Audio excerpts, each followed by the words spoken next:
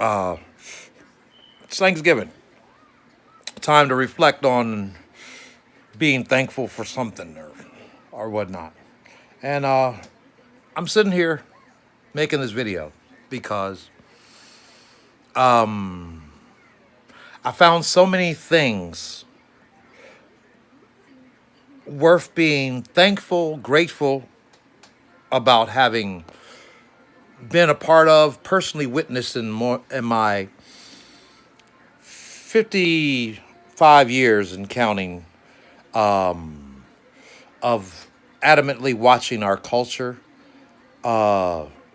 change and evolve into where we're at. And in the process of that, I've found myself remembering and recalling more holidays in the past, or more. I look back and I try to figure out how many Thanksgivings can I remember vividly. And in the process of that, the ones that I can, try to remember vividly as possible the actions and incidences or whatnot at the time and the culture and the society and the era, and how the top 10, the top 5, the top 3, at least the top 5 or top 10 were capable. I mean, now for older folks, I would think that that would be one hell of a challenge to actually sit back and try to think what would be your top 10 greatest thankful memories and whatnot, and what all existed in that whole experience, change, evolution, things of that nature. And being that I've been blessed to be a part of a lot of the more intricate, you know, inclusions of our change and progress and whatnot from the early 60s to today as a Washingtonian. I find it more uniquely valuable for people who do not take this as bragging of any sorts, but as a time capsuled message for some, like the millennials, the people who ain't been, you know, middle 90s and above, who have a very no idea how it felt to live in certain areas. We have these qualifications, millennials and baby boomers and Gen X and Gen Y and Gen Z and all this other things like that. But what's really meant about this is the ability for us to recall the amount of thanksgivings that we've experienced, and how certain cycles or certain times or instances in our life you can adamantly identify. Oh man, you remember the Thanksgiving of 1964? Do you remember the Thanksgiving of 1968? Do you remember the Thanksgiving of 1972? Do you remember the Thanksgiving of 75, 76, 78, 79, 80? Do you remember 85? Do you remember 89? Do you remember 92? Do you remember 96? And in those kind of things, literally, and not just go back and go, oh, I can remember that whole day.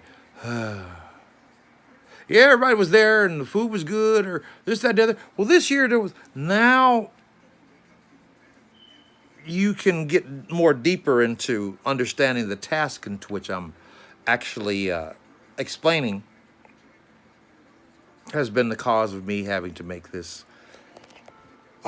reflection of sorts. I recall living in the 60s and the 70s too young to be emotionally guilty enough to not want to recall or deny any involvement at all as to the reason why they exist who they are today.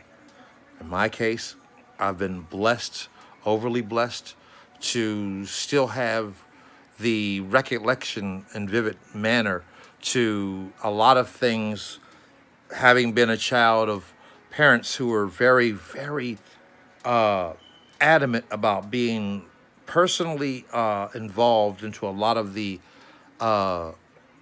movements and whatnot that existed from the late 50s to the early 90s, maybe. And then here it is, 2018. And any 18-year-old right now could not explain to you how much fun it was to be in a nightclub on the dance floor, good and high and drunk as hell, got nothing but sweaty, having a good time and full active rejoice when they played the disco version of Prince 2000 party over, oops, out of time. And have a memory of that more than the memory of, so how was your Thanksgiving? When did that record come out? How was the society then? What was really so, where were we in our head that we were not prepared for 9/11? We were not prepared for 2000. We were not prepared for having to sign two in every year for the rest of our lives. And yet and still here we are, 2018. And this is Thanksgiving Day. And in the state that I'm in, on many other occasions prior, I would most likely be sitting around doing the whoa, whoa, whoa. This really sucks. I'm by myself. Brother can't get a plate, not even a sweet potato pie, not even a hug or this, that, the other. Man, you know, nobody called me and all that bullshit, man. It's fucked up, I'm broken this. None of that today, because I found something more valuable enough for me to try to leave this message, challenge, recollection as to how the last 55 years of United States of American historic value and existence has grown to such a state that I'm more proud to be an American, a native American on so many genetic levels of color. Enough to actually realize that I got a lot of cousins. And they're out there in the world just like you and everyone else, sitting back and thinking, so what is this dude really about? You know what I mean? So what makes you so special? And I just want to say that I'm thankful for every person right now that has the ability to understand how thankful I am for you being capable of seeing this more than you have to know who the hell I am in the first place. In the words of Jerry Springer, what did he say? Be careful or take the, you know what? I can't even remember. Anybody else remember what he used to say? Anywho, here's the new understanding for the new millennial generation.